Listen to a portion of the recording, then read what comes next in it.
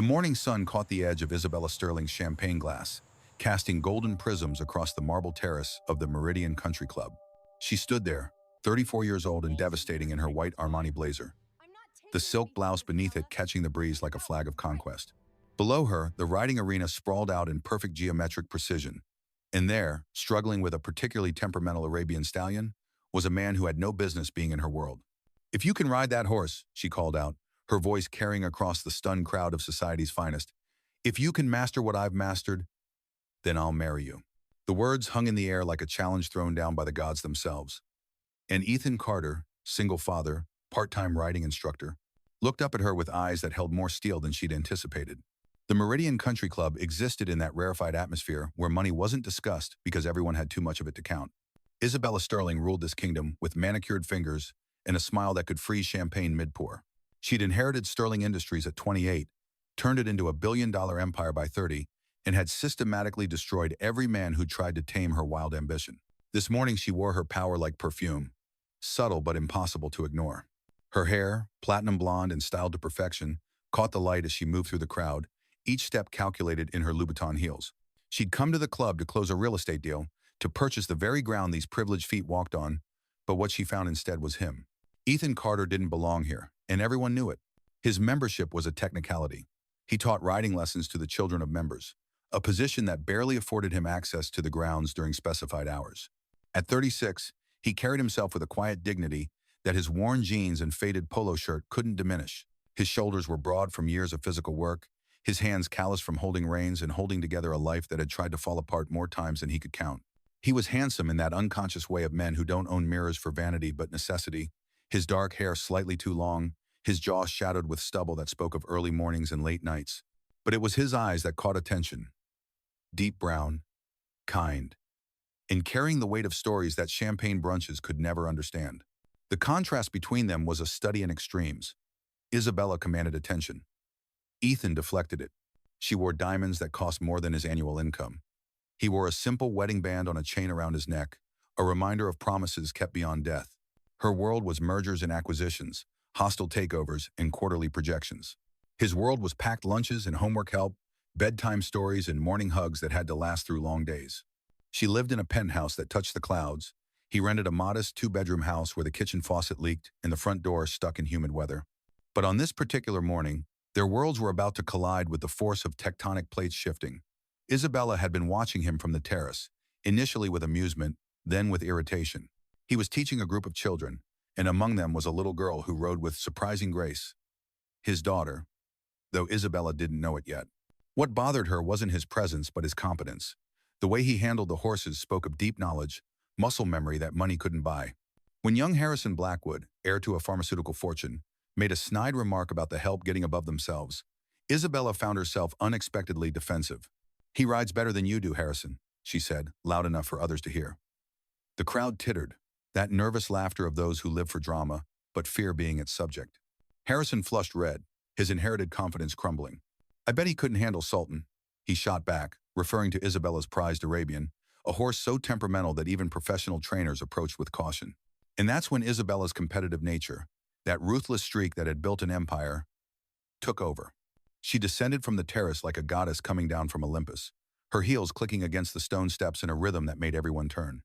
Ethan was helping his daughter Lily dismount when Isabella approached. 7 years old, with her father's kind eyes and her late mother's delicate features, Lily sensed the shift in atmosphere immediately. She moved closer to her father, her small hand finding his large one. Isabella stopped just far enough away to make him come to her. A power play so subtle that only those versed in such games would notice. But Ethan didn't move. He simply finished helping his daughter, made sure her helmet was properly secured in their bag, and only then turned to face the woman who controlled half the city's commercial real estate. "Your technique is interesting," Isabella said, her voice honey over ice. "Unconventional but effective. Where did you train?" The question was a test, designed to establish hierarchy. Ethan's answer would place him in a box. Local stables meant amateur, prestigious academies meant has-been. But his response surprised her. "Life," he said simply, meeting her gaze without flinching. Sometimes that's the best teacher. The crowd held its breath. No one spoke to Isabella Sterling with such casual confidence. She was used to deference, to careful words chosen to please or appease. This man's directness was either refreshing or insulting, and she hadn't decided which. The challenge erupted from her lips before her brain could censor it. She'd always been impulsive when confronted with something she couldn't immediately categorize or control. "There's an old tradition," she began, her voice carrying across the now silent arena. "In medieval times, knights would prove their worth through trials of skill. Horse riding, combat, games of strategy." She paused, letting the absurdity of what she was about to say build. "Harrison here thinks you're not worthy to teach on these grounds. I'm inclined to disagree, but I believe in proof over assumption." She walked closer, close enough that he could smell her perfume, something French and expensive that probably cost more than his monthly rent. "So here's my proposition. Prove you belong here. Ride Sultan. Play against me in chess. Show these people that their prejudices are misplaced." Her smile was sharp enough to cut glass. "And if you succeed, if you can master what I've mastered, then I'll marry you." The last part was delivered with such casual cruelty that several people gasped. It wasn't a real offer. Everyone knew that. It was humiliation wrapped in silk, a way to put this upstart in his place while maintaining her image as daringly unconventional. But Ethan Carter had lived through real humiliation. Watching his wife waste away from cancer, selling everything they owned for treatments that didn't work, holding her hand as she breathed her last while their baby daughter slept in a hospital chair. This woman's games were nothing compared to that. He looked at Isabella Sterling, really looked at her, and saw something she worked very hard to hide. Behind the armor of designer clothes and cutting words was a loneliness that recognized its own kind. "Daddy," Lily tugged at his hand, her voice small but clear. "We should go home." But Ethan squeezed her hand gently, reassuringly, and made a decision that would change everything. "All right," he said, his voice steady as mountain stone. "I accept your challenge." The arena erupted. Harrison Blackwood laughed, ugly and triumphant, already savoring the spectacle of this nobody's failure. Others whispered behind raised hands, their eyes bright with anticipation of drama. Isabella herself seemed momentarily stunned, as if she hadn't expected him to call her bluff. But she recovered quickly, her CEO mask sliding back into place. "Tomorrow then," she said, 9 o'clock. Sultan will be saddled and waiting. The chess match will follow, assuming you survive the ride." She turned to leave, then paused, looking back over her shoulder. "I hope you have good insurance, Mr. Carter," he supplied. "Ethan Carter. And I don't need insurance. I have something better." Isabella raised an eyebrow, waiting. "I have a reason to succeed," he finished, looking down at his daughter, whose face had gone pale with worry. Isabella's expression flickered, something unreadable passing through her eyes before the mask returned. "We'll see," she said, and walked away, her entourage falling into step behind her like iron filings following a magnet. The rest of the day passed in whispers and speculation. Who was Ethan Carter? Some remembered him vaguely. Hadn't he been somebody once? A name in equestrian circles, perhaps? Or was it chess? The details were fuzzy, lost in the static of gossip and time. But Marjorie Whitman, whose memory was as long as her family's money was old, remembered. He was brilliant, she told anyone who would listen. 10 years ago, maybe 12. He was on track for the Olympics, equestrian events. And chess? He was a master by 18. Then, he just disappeared. The truth was simpler and more complex than any of them could imagine. Ethan Carter had indeed been brilliant, a prodigy in multiple disciplines whose future had seemed written in stars and gold medals. At 24, he'd been unstoppable, winning equestrian championships, defeating chess grandmasters, courted by sponsors and sports agencies alike. Then he met Sarah. She was a pediatric nurse with a laugh like summer rain and eyes that saw through his achievements to the man beneath. They married within a year, had Lily a year after that, and for a brief shining moment, life was perfect. Then the diagnosis came. Acute myeloid leukemia. Aggressive and unforgiving. The doctors gave her 2 years. She lasted 3 through sheer will and experimental treatments that drained their savings, their investments, everything. Ethan gave up competing to care for her, to be there for every chemotherapy session, every sleepless night, every precious moment they had left. The trophies gathered dust, the horses were sold, the chess sets packed away. When Sarah died, she left him with 2 things. Their daughter and a promise extracted in her final days. That he would teach Lily to be strong, to be kind, and to never give up on the impossible. Now, 4 years later, he taught riding lessons to rich children for barely enough to keep them afloat. The house they rented was in a decent school district. That was what mattered. Lily was brilliant like her father, kind like her mother, and brave in ways that 7-year-olds shouldn't need to be. She knew they were different from her classmates, knew that her homemade lunches and hand-me-down clothes marked her as an outsider. But she also knew her father was special, even if the world had forgotten. That evening, in their small kitchen with its persistent, dripping faucet, Lily sat at the dinner table, pushing spaghetti around her plate. "Daddy, why did you say yes to that mean lady?" Ethan sat down across from her, his large frame making the child-sized chair look almost comical. "Sometimes, sweetheart, people think they know everything about someone just by looking at them. That lady thinks I'm just a riding instructor who doesn't belong in her world." Lily's face scrunched up in indignation. "But you're the best rider ever. Mom always said so." "Your mom was biased," Ethan said with a soft smile, reaching across to smooth down a rebellious curl that had escaped from Lily's ponytail. "But you know what? Maybe it's time people remembered that there's more to us than what they see. And maybe," he paused, choosing his words carefully, "maybe that lady needs to learn that lesson too." Lily considered this with the gravity that only children can bring to such matters. "Is she lonely?" she asked suddenly, surprising him. She looked lonely. Out of the mouths of babes, Ethan thought. "I think maybe she is, baby. People who have everything sometimes forget what it's like to really have something." Later that night, after Lily was asleep, Ethan went to the garage. Behind boxes of Christmas decorations and outgrown toys, wrapped in old blankets, was a chest he hadn't opened in 4 years. Inside were his riding boots, still supple despite the years, his competition jacket with medals still pinned to the lapel, and at the bottom, a chess set Sarah had given him for their first anniversary. The pieces were hand-carved jade and obsidian, a luxury from when luxury meant something different. He picked up the white king, remembering Sarah's words when she'd given it to him. "Every game needs a good king, but the queen is the one with all the power. Never forget that." She'd winked when she said it, and he'd laughed, pulling her close, not knowing that one day he'd be playing against a queen who'd forgotten that kings could be more than pawns. Meanwhile, across the city in her penthouse office, Isabella Sterling stood at floor-to-ceiling windows, looking out at a city that glittered like a circuit board. She held a glass of wine she wasn't drinking, her reflection superimposed over the lights below.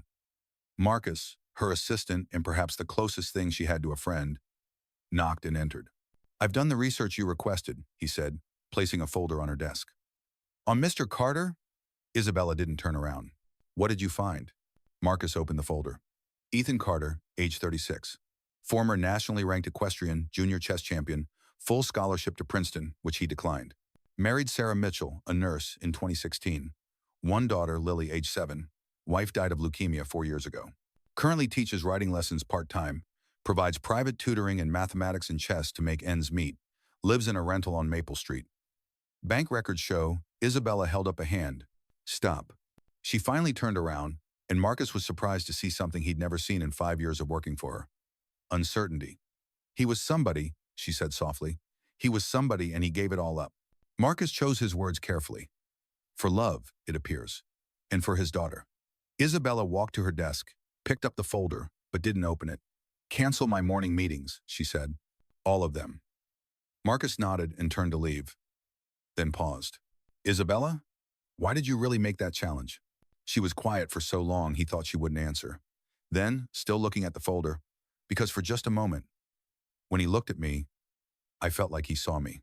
Not the CEO, not the Sterling Empire, not the woman everyone either wants to be or wants to possess, just me. And that terrified me so much I had to turn it into a game." She looked up at Marcus. "I always turn everything into a game. It's safer that way." After Marcus left, Isabella opened the folder. There was a photograph from a newspaper article, dated 10 years ago. Ethan Carter, young and triumphant, holding a trophy, with Sarah beside him, radiant and proud. They looked at each other in the photo, not at the camera, and the love between them was so evident it made Isabella's chest ache. She'd never had that. She'd had contracts and mergers, hostile takeovers of the corporate and romantic variety, but never that simple, devastating thing. Someone who looked at her like she was their whole world. The next morning dawned crisp and clear, one of those perfect days that seemed staged for drama. The country club's arena was packed, word having spread through the social network faster than wildfire. Isabella arrived early, dressed in riding attire that cost more than most people's monthly salaries. Custom Ariat boots, tailored breeches, a helmet that managed to be both safety-rated and stylish. She was warming up with Sultan when Ethan arrived. He came not in the worn jeans of yesterday, but in proper riding attire. Not new, but well-maintained. Speaking of better days carefully preserved. Lily was with him, wearing a dress that was clearly her best, her hair in careful braids. She held his hand tightly as they walked through the crowd that parted like the Red Sea, some in awe, some in mockery. Harrison Blackwood's laugh was particularly loud. Look, he brought his kid to watch him fail. That's either brave or stupid. Isabella dismounted Sultan and approached them. The horse was magnificent, black as midnight with a temperament to match, 17 hands high and built like coiled power. He tossed his head, eyes rolling at the crowd, already agitated by the atmosphere. Mr. Carter, Isabella said formally, I wasn't expecting an audience. She meant Lily, and her tone suggested disapproval. But Ethan didn't flinch. My daughter goes where I go when she's not in school. That's not negotiable. Something in his tone, protective and final, made Isabella step back. She looked at Lily, really looked at her for the first time. The child was studying Sultan with intense concentration, her head tilted slightly. He's scared, Lily said suddenly. Everyone nearby laughed, but Isabella noticed Ethan didn't. What makes you think that? Isabella asked, curious despite herself. Lily pointed to the horse's ears, the tension in his neck. He's not mean, just scared. Daddy says scared animals are the most dangerous because they're not thinking, just feeling. Isabella found herself oddly moved by the child's perception. Your daddy's right, she admitted. Then louder, addressing the crowd. The rules are simple. Ride Sultan through the advanced course, jumps, turns, and time trial. If Mr. Carter falls, fails to complete the course, or exceeds 15 minutes, he loses. After that, 3 chess games, best of 3 wins. She looked at Ethan. Are you ready? Ethan kissed Lily's forehead, whispered something that made her smile despite her worry, and walked toward Sultan. The horse shied away, but Ethan didn't pursue. Instead, he stood still, speaking so softly that only Isabella, standing nearby, could hear. I know you're scared, big guy. All these people, all this noise. You don't know me, and I don't blame you for not trusting me. But here's the thing. I'm scared too. Haven't done this in a long time. So maybe we can be scared together, and then maybe we can be brave together. He extended his hand, palm up, and waited. Sultan's ears flicked forward, back, forward again. The crowd grew restless, someone calling out about wasting time. But Ethan didn't move. Finally, Sultan took a step forward, then another, until his nose touched Ethan's palm. The connection was brief, but something passed between them. When Ethan swung into the saddle, it was with a fluidity that made Isabella's breath catch. This wasn't someone who had learned to ride. This was someone who had been born to it. The first jump came fast, a triple bar set at 4 feet. Sultan gathered himself, and Ethan moved with him like water, their bodies in perfect synchronization. The crowd's mockery died in their throats. The second obstacle was a water jump that Sultan usually refused. Ethan leaned forward, whispered something, and the horse sailed over it like he had wings. By the third jump, the arena was silent except for the sound of hooves on sand. Then came the turn that made Isabella's heart race.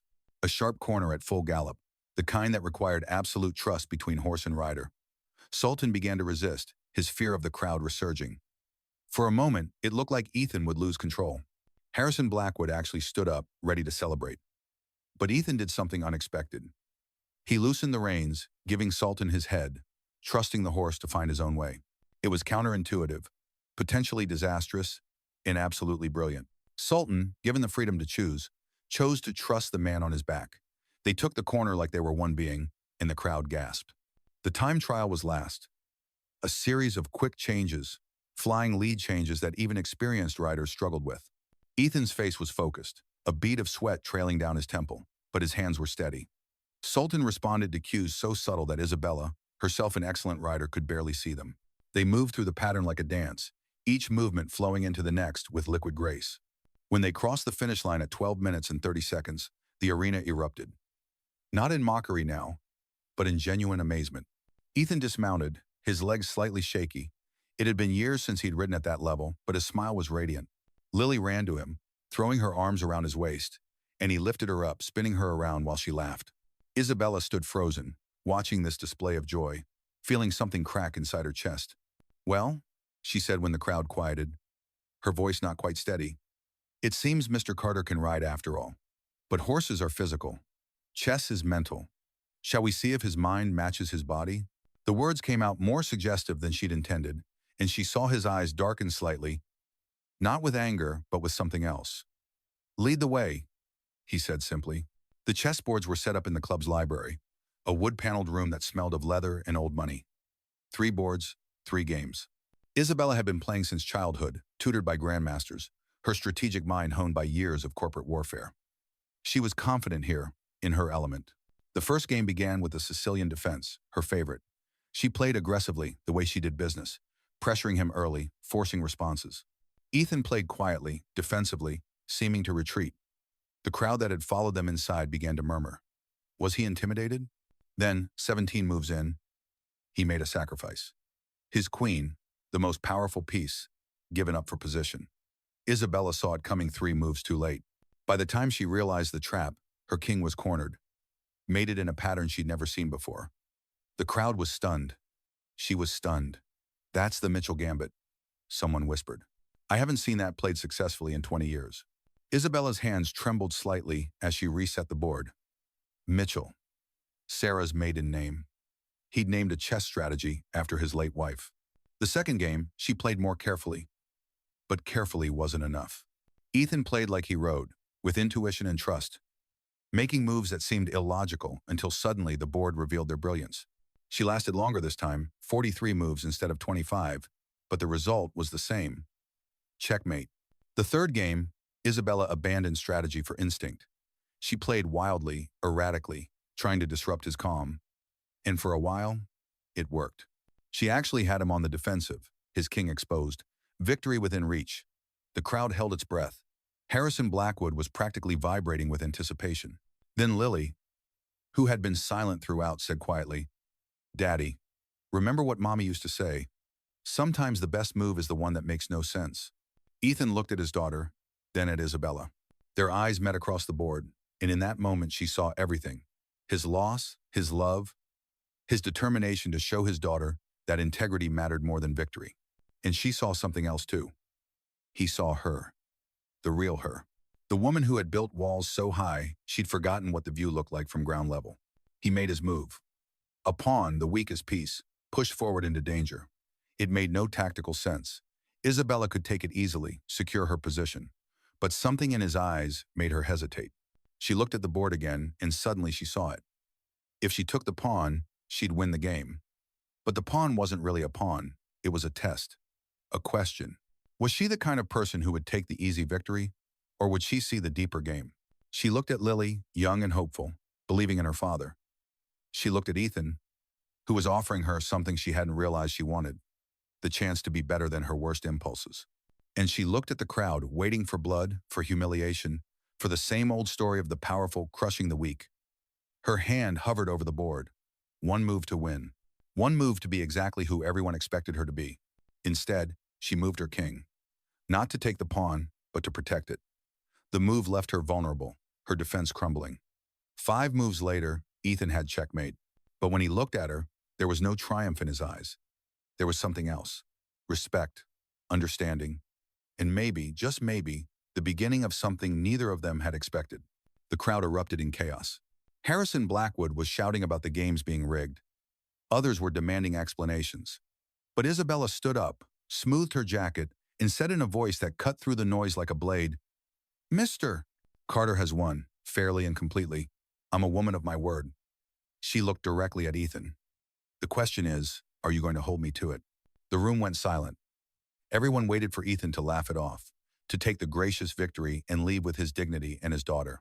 But he stood up slowly, came around the table, and stood before Isabella Sterling, CEO, billionaire, the woman who had everything except the one thing that mattered. I don't want to marry you because you lost a bet, he said quietly, but his voice carried. That wouldn't be fair to either of us, and it wouldn't be the lesson I want to teach my daughter. Isabella felt something she'd never felt before, simultaneous relief and disappointment. But Ethan wasn't finished. However, he continued, I would like to take you to dinner. Somewhere without chandeliers or 5-course meals. Somewhere real. And we can talk about why you really made that challenge. And why I really accepted it. Because I don't think either of us was playing the game we pretended to be playing. The crowd was scandalized. He was rejecting her public proposal but asking her on a date? Who did this? Nobody think he was. But Isabella found herself smiling, a real smile, not the corporate one she'd perfected. Lily can come, she said impulsively. If that's okay, I think I owe her an apology for scaring her. Lily, who had been hiding behind her father, peeked out. You were pretty mean, she said with 7-year-old honesty. But Daddy says hurt people sometimes hurt people. Are you hurt? The question was so direct, so innocent, that it cut through every defense Isabella had built. Yes, she admitted, to her own surprise. I think I have been for a long time. Oh, Lily said, considering this. Well, when I'm hurt, Daddy makes me mac and cheese and we watch movies. Do you like mac and cheese? The absurdity of it, Isabella Sterling, who dined at Michelin-starred restaurants being offered mac and cheese by a 7-year-old, should have been laughable. But Isabella found herself nodding. I haven't had it in years, she admitted. I might have forgotten what it tastes like. Then you should definitely come over, Lily decided with the certainty of a child. Daddy makes the best mac and cheese. And we have Disney Plus. Ethan looked mortified. Lily, I don't think Miss Sterling wants to. But Isabella interrupted. Actually, that sounds perfect. When? The crowd was forgotten. The bet was forgotten. Everything was forgotten except this moment. This possibility. This chance to step out of the armor she'd worn for so long. Tonight, Ethan suggested, and there was something vulnerable in his voice. If you're not busy running an empire, Isabella pulled out her phone, typed quickly, Marcus, clear my schedule for tonight. All of it. Yes, even the Japanese call. Tell them I have a prior engagement. She hung up and looked at Ethan. 7 o'clock? He nodded, then seemed to realize something. I should probably give you my address. Maple Street, she said quietly. I know. He raised an eyebrow, and she had the grace to blush. I did my research. I'm a CEO. It's what we do. But then, more honestly, I needed to know who I was challenging, who was brave enough to accept. She turned to go, then looked back.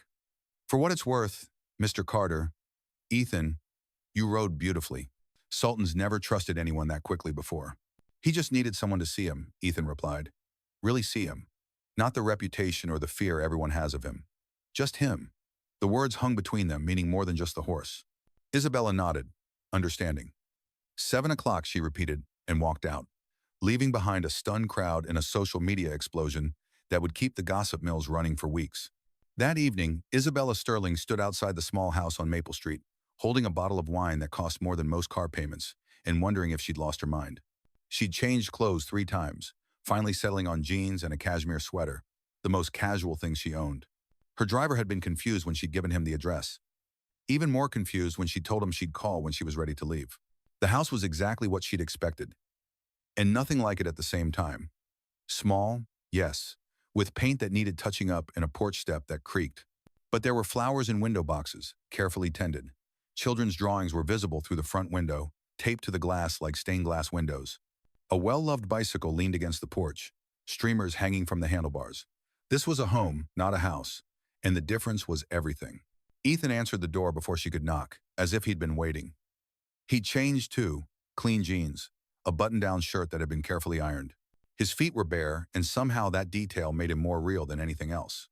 You came, he said, and there was genuine surprise in his voice. Did you think I wouldn't? Isabella asked. I wondered. He admitted. In the light of day, without an audience, this must seem. Human? Isabella suggested. Normal? Like something regular people do? She held up the wine. I brought this, but I'm realizing you might not have a corkscrew that costs less than the bottle. Ethan laughed, a rich sound that made something flutter in her chest. Come in. Lily's been cooking all afternoon. Fair warning.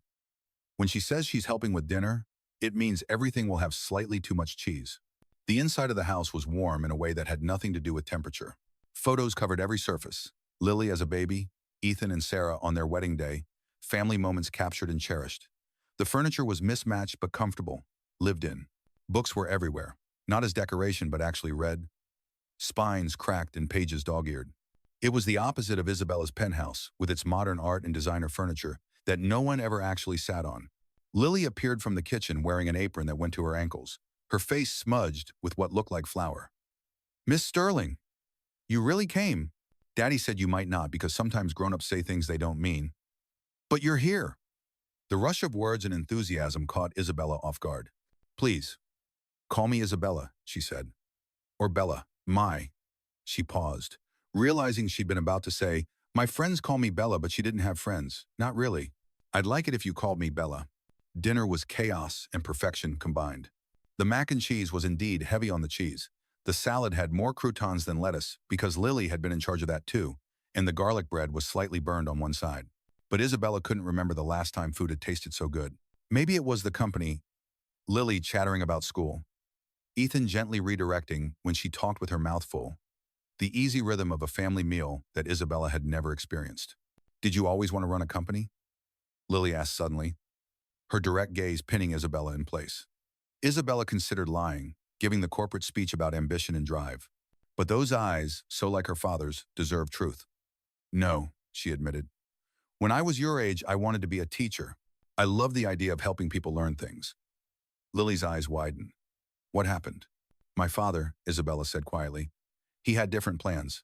The company was everything to him, and I was his only child. I learned very young that love in my family came with conditions. Spreadsheets before bedtime stories, stock reports instead of fairy tales. She caught Ethan's sympathetic gaze. I became very good at being what he wanted. So good that I forgot what I wanted. That's sad, Lily said matter-of-factly. Daddy says we should do what makes our hearts happy. Right, Daddy? Ethan nodded, but his eyes stayed on Isabella. Sometimes it takes courage to admit what makes our hearts happy, he said softly, and even more courage to pursue it.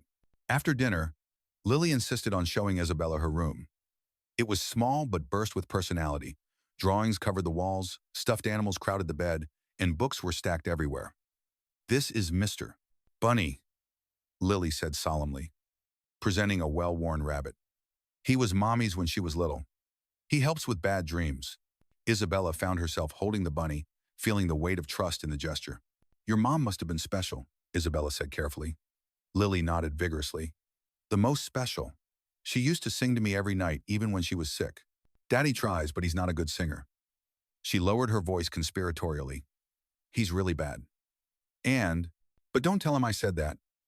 Isabella laughed, surprising herself with how genuine it sounded. Your secret's safe with me. When Lily was finally in bed, after 3 stories and 2 glasses of water, Ethan and Isabella found themselves on the front porch, sitting on a swing that creaked with age. The wine had been opened with a corkscrew that had definitely cost less than the bottle, and they drank it from mismatched mugs because Ethan admitted he didn't own wine glasses. Why did you really make that challenge? Ethan asked, the darkness making honesty easier. Isabella was quiet for a long moment. Because you looked at me like I was a person, not a portfolio. Do you know how long it's been since someone did that? And it scared me. I don't know how to be just a person anymore. So I did what I always do. I turned it into a transaction, a competition, something with rules and winners and losers. And why did you let me win the chess game? Ethan asked. The third one. You could have beaten me. Isabella turned to look at him, surprised. You knew? You're not the only one who can read people, he said with a small smile. You chose not to take my pawn. Why? Because, Isabella said slowly, working it out as she spoke, winning that way would have meant losing something else. Something I didn't know I wanted until I was about to throw it away. She paused. Your daughter asked if I was hurt. The truth is, I've been hurt so long I thought it was normal. Built an empire on that hurt, used it as fuel. But sitting at your table tonight, eating burned garlic bread and 2 cheesy mac and cheese, I realized something. What? Ethan's voice was gentle. I'm tired of being hurt, and I'm tired of hurting others because of it. She laughed, but it was shaky. God, your 7-year-old is more emotionally intelligent than I am. Ethan reached over and took her hand. His was warm, calloused, real. Lily's special. But so are you. You just haven't let anyone see it in a long time. Your wife, Isabella said carefully. You loved her very much. It wasn't a question. I did. I do, Ethan corrected. Love doesn't die just because someone does. But Sarah would be the first to tell me that hearts don't have limits. Love isn't a finite resource. He squeezed her hand. She would have liked you, I think. The real you, not the CEO version. How could you possibly know that? Isabella asked. Because she always saw the best in people, even when they couldn't see it themselves. And because he paused, vulnerable, I wouldn't be attracted to someone she wouldn't approve of. Even now, especially now, her opinion matters to me. The word attracted hung between them like a bridge. Isabella found herself leaning closer, drawn by something stronger than corporate gravity. This is crazy, she whispered. You don't know me. I know enough, Ethan said. I know you came here tonight. I know you let my daughter call you Bella. I know you chose to lose to teach her a lesson about kindness, being more important than winning. That tells me everything I need to know to start. Start what? Isabella asked, though she knew the answer. Something real, Ethan said simply. If you're brave enough, but fair warning, we don't do things by half measures here. Lily will want to paint your nails and have tea parties. I'll cook dinners that sometimes fail spectacularly. We'll watch Disney movies and eat popcorn for breakfast on Saturdays. It's not the world you're used to. My world is cold, Isabella admitted. Beautiful and successful and incredibly cold. I wake up in a penthouse that could house 10 families and feel more alone than anyone should ever feel. She looked at their joined hands. But tonight, in your small house with the leaky faucet, you notice that? Ethan interrupted, embarrassed. I notice everything, Isabella said. It's what I do. But what I noticed most was how warm everything felt. How Lily trusts you completely. How you've built a life based on love rather than leverage. They sat in silence for a moment, the swing creaking gently. I should warn you, Ethan finally said. I'm out of practice at this. Dating, romance. It's been 4 years since I even considered it. Isabella laughed softly. And I should warn you that I've never actually dated. I've had arrangements, mergers of convenience, mutually beneficial partnerships. But dating, being vulnerable, trusting someone, that's new territory. Then we'll figure it out together, Ethan said. But Isabella, can I call you that? Or do you prefer Bella? Bella, she said quickly. Isabella is the CEO. Bella is who I want to be. Bella, he repeated, and her name sounded different in his voice, softer, more real. If we do this, it has to be real. No games, no challenges, no corporate strategies. Just two people trying to build something together. Can you do that? Instead of answering with words, Bella, leaned over and kissed him. It was soft, tentative, nothing like the aggressive way she approached everything else. When they pulled apart, Ethan's eyes were dark with surprise and something else. I should go, Bella whispered, though leaving was the last thing she wanted. Early morning meetings and all that. But she didn't move, and neither did he. Or, Ethan said carefully, you could stay for one more glass of wine. I could tell you about the time Lily decided to give the cat a bath and we all ended up soaked. Bella found herself laughing. The cat I haven't seen? He's hiding, probably under my bed. He doesn't trust strangers, but give him time. He'll come around. The metaphor wasn't lost on either of them. They talked until midnight about everything and nothing. About Lily's determination to join the school play despite her stage fright. About Bella's first hostile takeover and how empty she'd felt afterward. About Sarah's battle with cancer and how it had taught Ethan that time was the only real currency. About the loneliness of success and the richness of simplicity. When Bella finally called her driver, she felt like a different person. Or maybe, for the first time in years, she felt like a person at all. Can I see you again? She asked at the door, feeling like a teenager with her first crush. Lily has a recital Thursday, Ethan said. Nothing fancy, just the school auditorium. She's playing piano. Badly, but with enthusiasm. Would you want to come? Yes, Bella said immediately. Yes, I'd love to. Ethan smiled, that genuine smile that had started all of this. Fair warning, it's potluck afterward. You might have to eat Mrs. Henderson's tuna surprise. Nobody knows what the surprise is, and we're all too afraid to ask. Bella laughed. After tonight's mac and cheese adventure, I think I can handle it. As her car pulled away, Bella looked back at the small house with its crooked porch and window box flowers. Ethan stood in the doorway, backlit by warm light, watching her go. She pressed her hand to the window in a small wave, and he raised his in return. Marcus was right. She had turned everything into a game. But this time, maybe, everyone could win. Thursday arrived faster than expected. Bella found herself standing outside the elementary school auditorium, holding a bouquet of flowers that seemed both too much and not enough. She'd agonized over what to wear, finally settling on slacks and a blouse that didn't scream, I could buy this school. She was nervous, actually nervous, something she hadn't felt since her first board presentation at 28. Bella. Lily's voice cut through the crowd, and suddenly small arms were wrapping around her waist. You came! I told everyone you would, but nobody believed me because why would someone like you come to our recital, but you're here? The run-on sentence was delivered with such joy that Bella felt her eyes prick with unexpected tears. Of course I came, she said, kneeling down to Lily's level. These are for you. For after your performance, Lily's eyes widened at the flowers. Not roses, which Bella had almost chosen, but wildflowers, colorful and unstructured, like the drawings on Lily's walls. They're perfect, Lily breathed. Daddy, look. Ethan appeared, and Bella's breath caught. He was in dark jeans and a blazer, looking like every romantic lead she'd never let herself dream about. You made it, he said, and the warmth in his voice made her stomach flutter. I said I would, she replied, standing. I keep my promises. She's not used to that, Ethan said quietly, meaning Lily, but maybe meaning himself too. People saying they'll come and then actually showing up. Bella thought of all the recitals and school plays that her father had missed, all the times she'd look for him in the crowd, only to find his secretary instead. Then I'll have to show her, both of you, that some people mean what they say. The recital was objectively terrible and absolutely wonderful. Lily played Ode to Joy with more joy than accuracy, her tongue poking out in concentration, her feet swinging from the bench because she couldn't quite reach the pedals. When she hit a wrong note, she just kept going. And when she finished, she looked straight at Bella and Ethan and beamed like she just performed at Carnegie Hall. Bella stood up, applauding loudly, not caring that she was the only one standing. Soon Ethan joined her, then others, until little Lily Carter was getting a standing ovation for her enthusiastic massacre of Beethoven.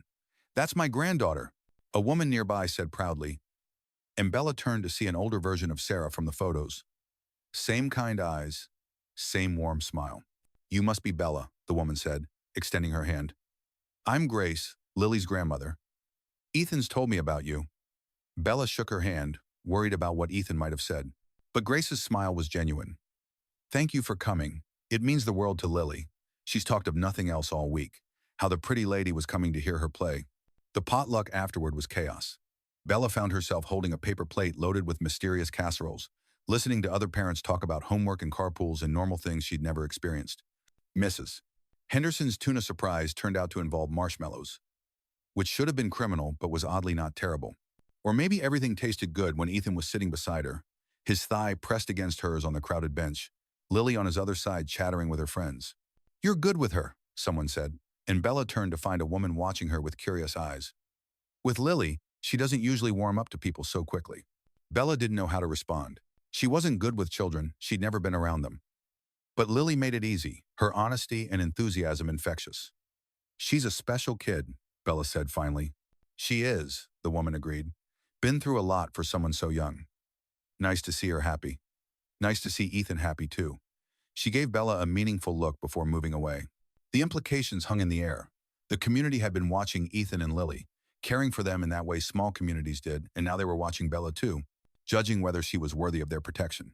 Later, as they were leaving, Lily asleep in Ethan's arms, he asked, Would you like to come back to the house? Just for coffee? Bella knew she had a video conference with Tokyo in 3 hours. She knew Marcus was probably having a nervous breakdown. She knew a dozen things needed her attention. Yes, she said anyway. I'd like that.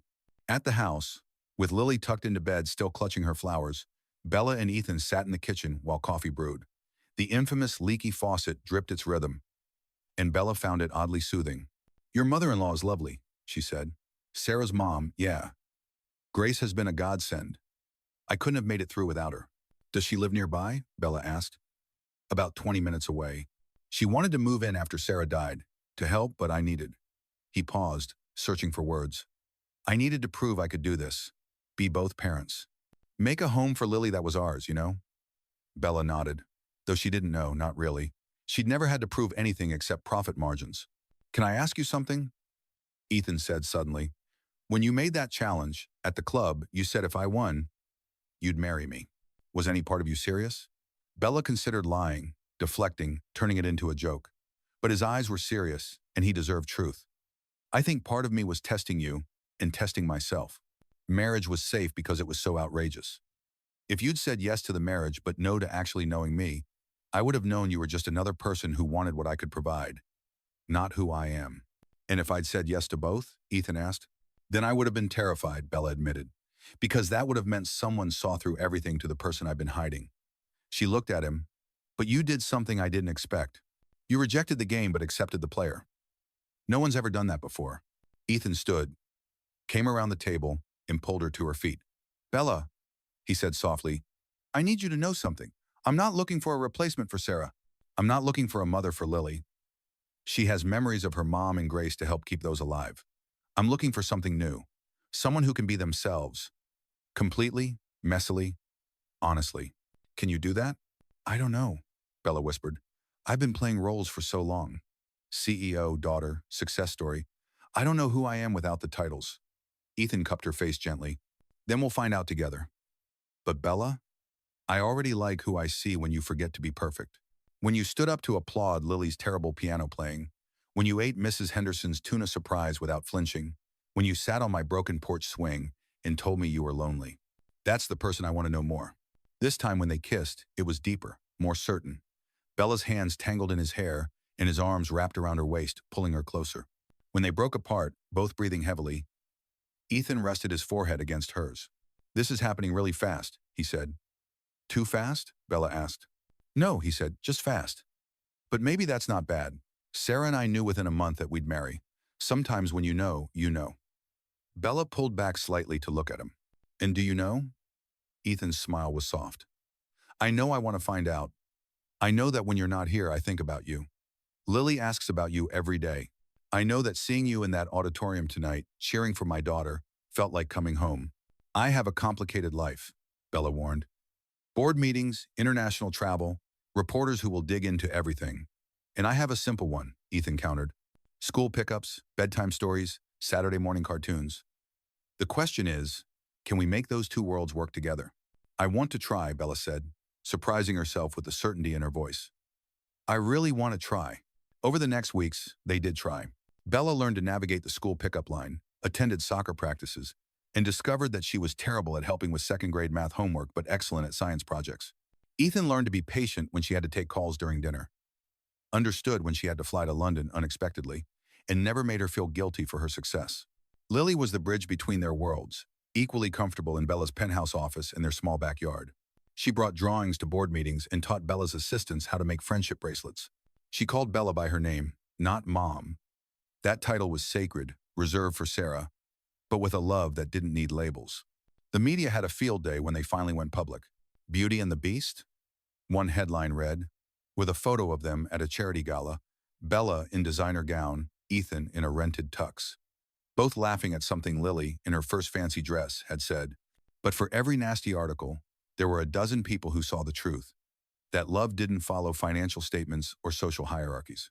6 months after the challenge at the country club, Ethan took Bella back to that same arena. It was empty this time, just them and Sultan, who now came when Bella called him. I have something to ask you, Ethan said, and Bella's heart stopped. But instead of dropping to one knee, he held out a riding helmet. Teach me, he said. Teach me to ride the way you do. Not with technique, but with trust. It was such an unexpected request that Bella laughed. Why? She asked.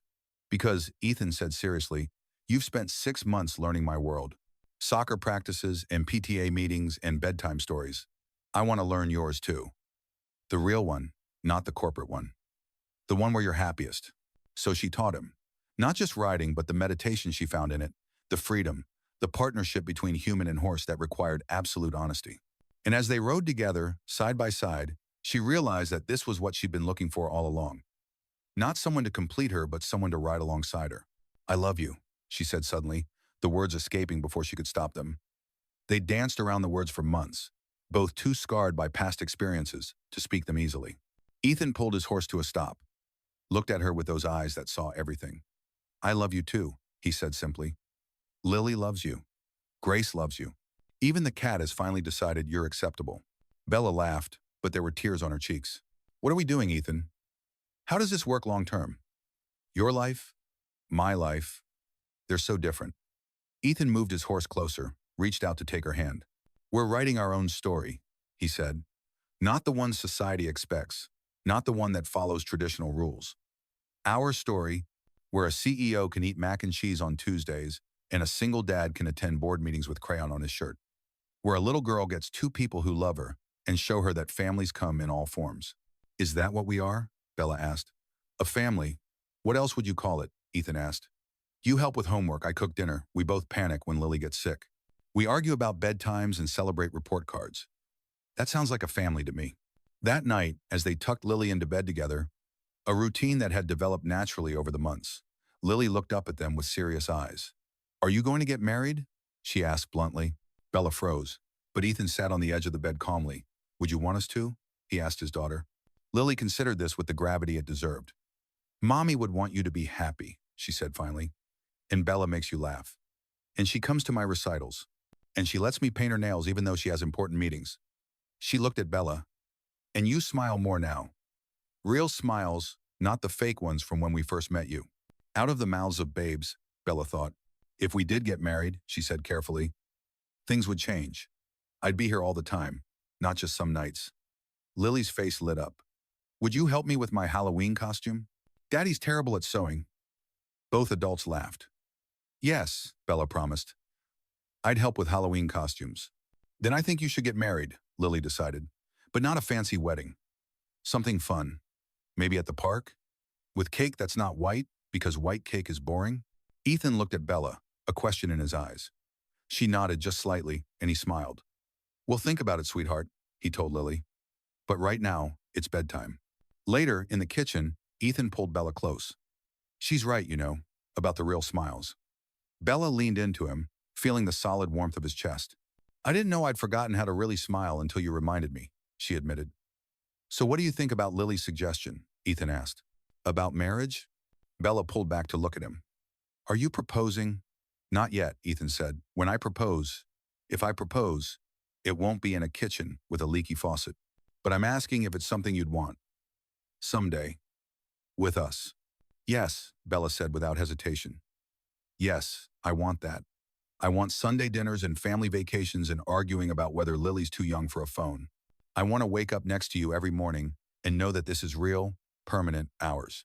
Ethan kissed her, deep and sure. Then we'll get there, he promised. In our own time, our own way. 3 months later, on a random Thursday that seemed like any other day, Ethan picked Bella up from her office for lunch. This had become routine. He'd bring sandwiches from the deli she loved, they'd eat in her office or the corporate garden, stealing an hour from their busy lives. But this time, he led her to the roof. The helicopter pad had been transformed. Not with expensive flowers or elaborate decorations, but with simple things that told their story. Photos from the past 9 months. Lily's recitals, family dinners, the 3 of them at the beach. The chess set from their first real game, the one after the challenge, where she'd won fairly and he'd smiled like she'd given him a gift. Sultan's bridal, mounted and framed. Ethan, she breathed, understanding dawning. He dropped to one knee, pulled out a small box.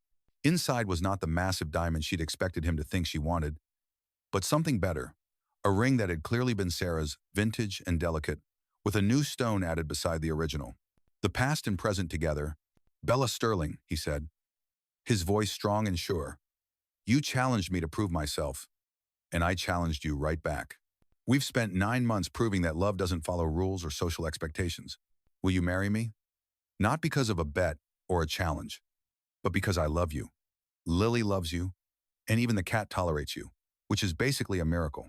Bella laughed through her tears, dropped to her knees in her designer suit on the helicopter pad of her building, and kissed him. Yes, she said against his lips. Yes, to all of it. To mac and cheese and board meetings, to recitals and mergers, to leaky faucets and penthouse views. Yes to being a family, yes to being yours. When she called Marcus to clear her afternoon schedule, he didn't even ask why. Finally, was all he said. I'll send champagne to the house. The small house, he clarified, because he'd learned, like everyone in Bella's orbit had learned, that the small house on Maple Street was where the real life happened. The wedding was exactly what Lily had requested. In the park, with cake that was definitely not white, chocolate with raspberry filling, and everyone they loved rather than everyone they were obligated to invite. Bella wore a simple dress that moved when she walked, nothing like the structured gowns she wore to galas. Ethan wore a suit they'd bought together, laughing in the department store like teenagers. Lily was the flower girl and ring bearer and self-appointed wedding coordinator, bossing everyone around with 7-year-old authority. Grace officiated, having gotten ordained online for the occasion. When she spoke about love and second chances, about the courage it takes to trust after loss, there wasn't a dry eye in the small gathering. Harrison Blackwood wasn't invited. But somehow the photos made it to social media anyway, with captions like, "When you realize money can't buy the things that matter, do you take this man?" Grace asked Bella. "To love and cherish, in soccer practices and board meetings, in sickness and health, in leaky faucets and luxury, for as long as you both shall live?" Bella looked at Ethan, at Lily standing between them, at this life she'd never known she wanted. "I absolutely do. Do you take this woman?" Grace asked Ethan. "To love and cherish, in chaos and calm, in mergers and mac and cheese, in complicated and simple. For as long as you both shall live. Ethan squeezed Bella's hands, his eyes never leaving hers. I do. Then by the power vested in me by the internet in the state of California, Grace said with a grin, I pronounce you husband and wife. And officially family, she added, pulling Lily into the circle. You may kiss your bride. When they kissed, Lily cheered. The small crowd applauded. And somewhere in the distance, Sultan whinnied as if he knew that his temporary rebellion had started all of this. The kid who'd needed no one had found her family. The man who'd lost everything had found new love. The little girl who'd lost her mother had gained not a replacement but an addition, someone who would love her in a different but equally fierce way. At the reception, really just a picnic with very good food, Bella's phone rang. It was the Tokyo office, some crisis that normally would have had her running. She looked at the phone, then at Ethan teaching Lily to dance. Standing on his feet as they swayed to the music, she turned the phone off completely, something she'd never done before. Marcus appeared at her elbow. The world won't end if you're unavailable for one day, he said gently. I know, Bella replied, surprising herself by meaning it. I just figured out that my world is right here. The rest is just business. As the sun set, painting the park in gold and amber, Bella stood with her new family, watching Lily chase fireflies. Ethan's arm was around her waist, solid and sure. No regrets? He asked quietly. Only one, Bella said, and felt him tense. I regret that it took me so long to find you both. He relaxed, pulled her closer. Sarah used to say that timing is everything. Too early and we're not ready. Too late and we've missed our chance. But just right? That's when magic happens. Bella thought about the woman she'd been a year ago, cold and successful and desperately lonely. That woman would never have been ready for this. Then our timing was perfect, she said. Lily ran over, a firefly cupped carefully in her hands. Look, she said, showing them the gentle glow. If you love something, you have to let it go, she said seriously, obviously repeating something she'd been taught. She opened her hands and the firefly lifted off, blinking its way into the darkening sky. But sometimes, she added, looking between Bella and her father, it comes back in a different way. Later, Bella would wonder if Lily understood the profundity of her statement, or if children just had a way of speaking truth without knowing it. But in that moment, she just hugged her new stepdaughter, this child who taught her that love wasn't about possession, but about presence. I love you, sweetheart, she said, the words coming easier now. I love you too, Bella, Lily replied. Then after a pause, do I still call you Bella or something else now? Whatever feels right, Bella said. Bella's good, or, Lily considered, maybe Bella Mom? Because I have a mom in heaven and a Bella Mom on earth? The innocence and acceptance in the suggestion broke Bella's heart and healed it simultaneously. Bella Mom would be an honor, she managed through tears. As they drove home, to the small house that would remain their primary home, though Bella's penthouse would become the city adventure spot, Lily fell asleep in the back seat, still wearing her flower girl dress, chocolate cake on her face. Ethan reached over and took Bella's hand. Thank you, he said simply. For what? For accepting the challenge. Both of them. The one you issued and the one life issued. For being brave enough to lose so you could win. Bella thought about that morning at the country club, when she'd been so sure of her power, so confident in her ability to control everything. She'd thought she was challenging him. But really, life had been challenging her to be vulnerable, to be real, to be loved, not for what she could provide, but for who she was. Life isn't about winning, she said, echoing the lesson this journey had taught her. It's about understanding each other. And do you? Ethan asked. Understand me? Us? This life we're building? Bella looked at her husband, at her sleeping daughter, at the small house coming into view with its crooked porch light and window box flowers. She thought about tomorrow. Lily had a dentist appointment. Ethan had parent-teacher conferences. She had a merger to finalize. It would be chaos, juggling their worlds, but it would be their chaos. I'm learning, she said honestly. Every day I understand a little more. And every day I love what I understand. Ethan pulled into their driveway, the one that needed repaving, beside the lawn that needed mowing. Welcome home, Mrs. Carter, he said. And Bella realized that was who she was now. Not Sterling, not CEO, not the ice queen of industry. She was Bella Carter, wife, stepmother, member of a perfectly imperfect family. Welcome home, Mr. Carter, she replied, and they sat there for a moment. In their unremarkable car, in front of their unremarkable house, two remarkable people who'd found something most people spent lifetimes seeking, Not a fairy tale ending, but a real beginning. Tomorrow would bring challenges. Lily would probably spill juice on Bella's presentation notes.